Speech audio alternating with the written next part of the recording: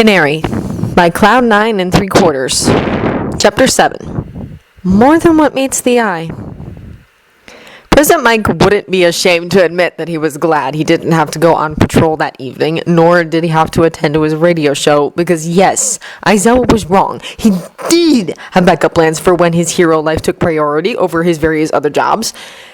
And with that came backup radio hosts. It was almost a shame it hadn't been a Friday. He only played non-stop music on Fridays, so there was really no need in him being there at the radio station. But it was a Wednesday, so never mind. That day sure had been eventful, and the following few days were bound to not be much sanctuary. They'd only just gotten rid of the press, and now they'd be back at it again.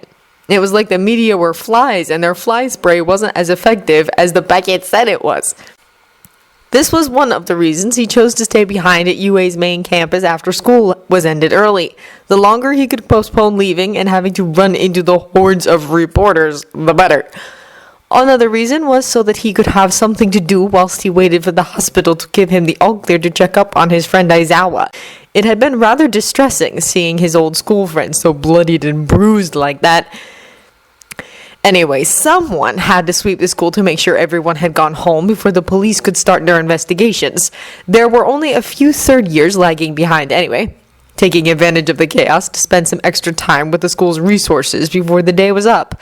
This mainly involved the support classes, but no change there. They'd always been difficult to get away from their workbenches. So when Yamada wandered up to Principal Nezu's office, he was pretty convinced the school was empty and was pleased to report so.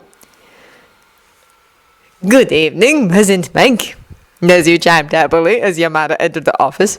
"Hey, Principal Nezu!" he replied with equal enthusiasm.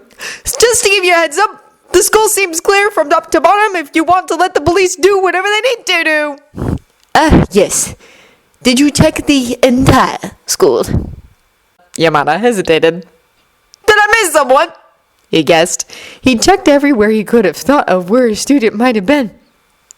"One of your first years, it would appear," Nezu informed him. He frowned. "Who?" "Izuku Midoriya." Okay, that was a little off. "Sign language kid?" The principal waved him over to his desk where his beady eyes were transfixed on his computer screen. President Mike jogged over in utmost curiosity. But when his old eyes rested on what Principal Nezu was watching, his glasses almost fell off in shock. "He has wings!" Yamada gaped. "I thought he was Quirkless! Yamada!" "Look closer," the principal insisted. Yamada did, but he wasn't too sure what the principal was implying. "He is unsure and unsteady," he explained when no revelation was made on Yamada's part. "Not used to this power.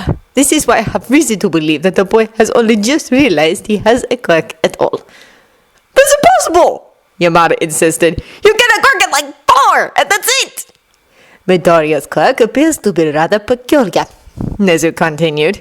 "He summoned a lightning bolt earlier." "He did what?" "Did you not hear it?" "I did. That is why I decided to check the security feed. Why don't you go and speak with him?" Nezu instructed in a polite manner that made it sound like it was only a request, one which Yamada didn't necessarily have to fulfill, but he knew better. "You are his homeroom teacher, after all, and you are one of the only members of staff who can confidently communicate with sign language. However, it is a shame these security cameras don't have a sound system. Look at his mouth. It's moving. Therefore, he is either talking to himself or perhaps he is singing." "But he's mute!" "And quirkless." Nezu smiled in an unintentionally menacing way. "But you can't know for sure until you see for yourself. For example, how could one know that Japan is an island if they have never seen the ocean? How could they know the sea exists at all, or the rest of the world for that matter? My point is, you can either trust in the evidence laid before you by another, or set out to retrieve that evidence yourself. I believe that the latter is the better option in this situation, not only for us, but for Midoriya too, who has just realized he has a phenomenal power after spending his entire life facing a horrid prejudice for not having one at all." President Mike, meanwhile, was still staring, dumbfounded, at one of his youngest, most feeble students doing backflips in the air like he'd been flying his entire life. He just nodded senselessly at Nezu's lecture. Once he was sure it was finished, he darted out of the room as fast as he possibly could and sprinted all the way to the hall where Midoriya had hidden himself away in. Panting, he hesitated by the entrance, hand hovering over the doorknob. He could hear the faint echo of music from within. He thought Nezu was kidding when he suggested Midoriya could have been singing. We're flying above the valley below. President Mike opened the door as slowly and quietly as he could. His mouth hung open as he closed it behind him, not daring to take his eyes away from the student that he thought he'd be protecting from everyone and everything for the next 3 years. Not in a million years did he think he'd be facing something like this. And he'd just come back from a villain attack at the USJ. Not Universal Studios Japan, but the two were easy to confuse. The music swelled as Midoriya repeated those lyrics. They were the very first words President Mike had ever heard him utter. Here he was, soaring high above him in a hall for hero students without a care in the world. He dipped and dived, twisted and turning with apparent ease, having the time of his life. Wrap your wings around my body. The boy whooped with glee. How he hadn't noticed Yamada yet was beyond him. Perhaps he was so enthralled with his seemingly newfound ability that his mind simply blocked Yamada out of his peripheral vision. Wrap your wings around. That was when he finally got his eye. The music that reverberated from the little speaker at President Mike's feet continued, but Midoriya's mouth stopped moving immediately, eyes wide with surprise and fear. Yamada faltered before reaching down and pressing pause on Midoriya's phone, letting silence fill the hall once more. Midoriya just hovered there for a moment before a sudden realization seemed to wash over him and he frantically began his descent. He fell to the ground with a thud, his wings disappearing in a burst of green feathers not far off the floor. Rushing towards him, Yamada fell to his knees at Midoriya's side. The boy breathed heavily and frantically, sitting right in the middle of a large, sprawling scorch mark in the middle of the hall. "Hey there, little listener," Yamada said softly to him. He had his knees tucked up to his chest, eyes darting around in panic, as if looking for anyone else who might have heard him. "It's alright. Take deep breaths for me, okay? Like this. Breathe in and breathe out. Okay? And again, breathe in and out." It took longer than Yamada would have liked for Midoriya to calm down even a little bit. Eventually, he opened his mouth to say something, but all that came out was a strangled squeak. Midoriya grasped his throat like something was strangling him as he desperately tried to force the words out. "Hey, look at me!" President Mike insisted. Midoriya looked up hesitantly, eyes brimming with tears. "You're not in trouble, don't worry. And you don't have to speak to me if you don't want to," he signed, not speaking so the kid wouldn't feel like he had to do the same. His shoulders relaxed a little, his hand leaving his throat. He closed his mouth and gave Yamada a feeble nod. "That was pretty awesome," Yamada added eagerly. Midoriya seemed rather surprised by that. He blinked back the tears, his mouth slightly agape. "So, you have a cook after all?" He tensed up again. Wow, it was kind of hard to read his body language and react accordingly. "I'm not telling you off," insisted Yamada. "Is this a new thing? You look pretty confident with the whole flying around the place ordeal." "No," Midoriya signed simply. "So you can sprout wings whenever you want? That sounds like an incredible quirk!" Midoriya shook his head. Right, Principal Nezu had mentioned a lightning bolt. Yamada glanced down at the scorch mark. How did that work? I'm sorry," Midoriya sighed quickly in a jittery manner as he followed Yamada's gaze. "I didn't think, and I had nowhere else safe to practice. It was silly of me, I know. I promise I won't do it again. Damage school property or use my quirk or—" "Hey, no need to panic!" President Mike exclaimed. The sudden sound startled the kid a little. "You're in a hero school, students damage stuff all the time, and this is just a scorch mark. Seriously, you've got nothing to worry about." He spoke and signed at the same time. "I still shouldn't have used the lightning bolt," Midoriya insisted. "I was just so excited and I'd been wondering about it all day. I'm sorry." "If you didn't use the lightning bolt, then I wouldn't have realized you were here," said Yamada, deciding to leave Principal Nezu and his hidden cameras out of the conversation for the time being. "And I think being here's a good thing, because now I get to see your quirk. and it's really confusing me. Midoriya laughed. It was little, very quiet, but it was something. It's confusing me too. That's why I'm here. Do you know what it is? Yamada questioned. Midoriya wavered, holding his hands up as he thought through his response. Singing! Singing! Yamada repeated after a moment. How? He didn't meet Yamada's eyes as he continued to sign. Each song gives me a different power. President Mike thought back to the song he had just heard him singing. It had been about wings. And the boy consequently had wings. That is awesome!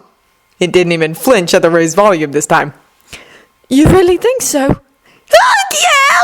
Just think of the possibilities! Well, there are downsides too. I only get the powers whilst I'm singing and for a few moments after I stop. And sometimes the quirk only kicks in quite late into the song, usually in the chorus, and then gets stronger after that. And then I can't use the same song again for a while. But I haven't had much time to practice. I don't know what other limitations there are. He explained, his movements jerky and a little difficult to understand. But Yamada didn't mind. Of course there are limitations! Yamada laughed, leaping to his feet. All quirks have their own little problems. But with a power like that, kid, you could become a hero! Midoriya jerked his head suddenly at the words, staring up at President Mike with wide eyes. You think I can be a hero? A smile broke out over Yamada's face. He had met quite a few selectively mute kids in his past. They usually took a lot longer to trust him enough to speak. He wondered if this was Shinso's doing. He and Midoriya had grown rather close over the short time in which they'd known each other. Perhaps a friend like that was what Midoriya needed to help him get out of his shell. Although maybe that wasn't the only reason why he spoke. Yeah! President Mike yelled, holding out his hand and pulling Midoriya to his feet. And it's not just the quirk either. I mean, you're smart. 91% in that entrance exam was no easy feat. And hey, just look at what you did in dodgeball the other day. Not only were you super cool helping out all your other classmates with their quirks, but remember that flip? Holy shoot! No one in the staff room believed me when I said you could do that! Who'd have thought you were so athletic? There were tears rolling down Midoriya's face, his bottom lip shaking. It's from dance class, he explained shakily. You dance? How can you get any more awesome? Aoi was laughing and crying at the same time, trying to rub the tears away, but to no avail. No! Wait, let me guess! You play an instrument, don't you? Because if you don't, that's the next step up. Wait, was that a nod? That was a nod! You play? What do you play? You know what? Tell me later when your eyes have stopped leaking. Sound like a plan? That was when Midoriya threw himself at Yamada in a very tearful, shaking embrace.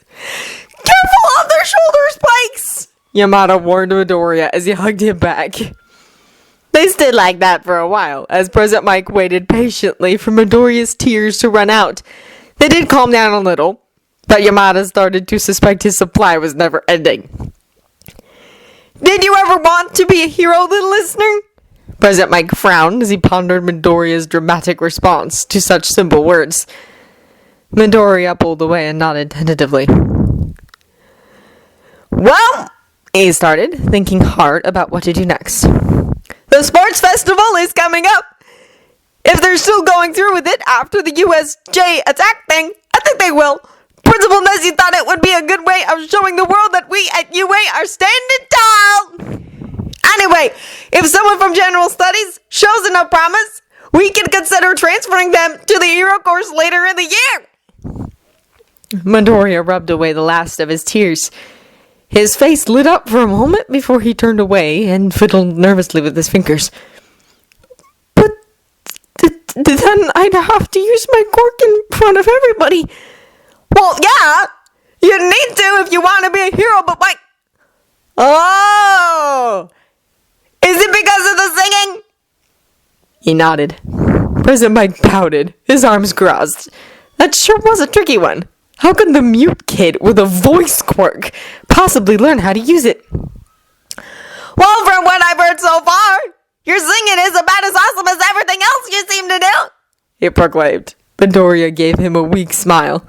Thank you. All you need is a little more confidence, Yamada concluded. But in such short notice, the kid barely knew what his quirk was capable of, let alone his voice and anxiety issues. It all started with a bit of a light bulb moment. Ever listen to my radio show, Midoriya? Another nod. Well, then you know I've always had a bit of a problem with my Thursday shows, yeah? Yes?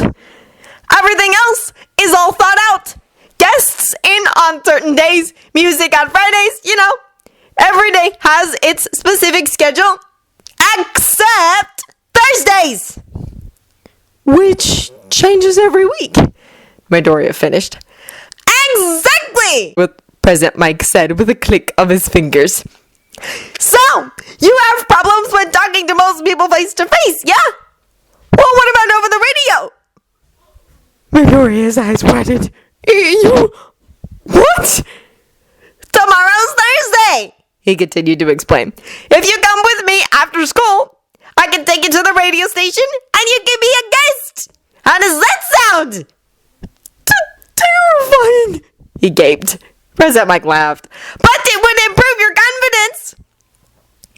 That sounds really great, but I just don't think I can do it. So many people listen to your radio show. No one would need to know who you are. He offered. You hardly speak to anyone, so they won't recognize you.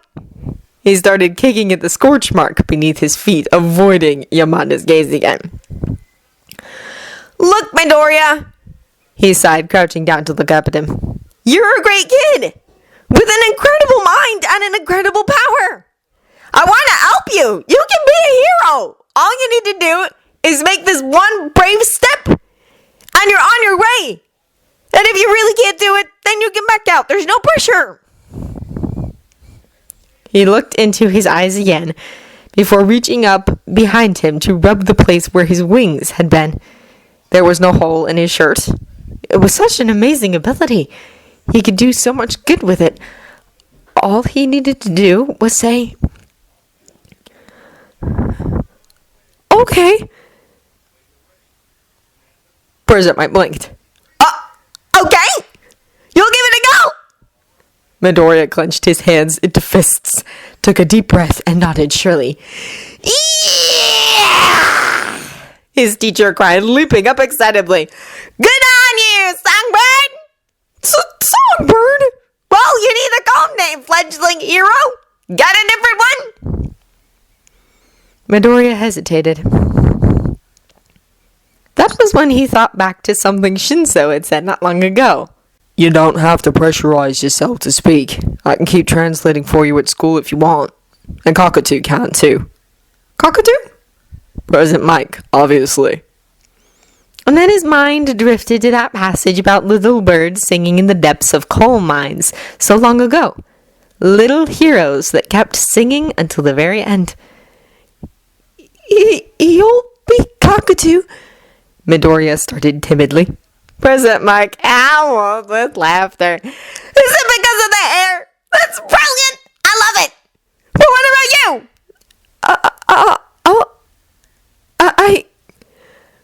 I'll be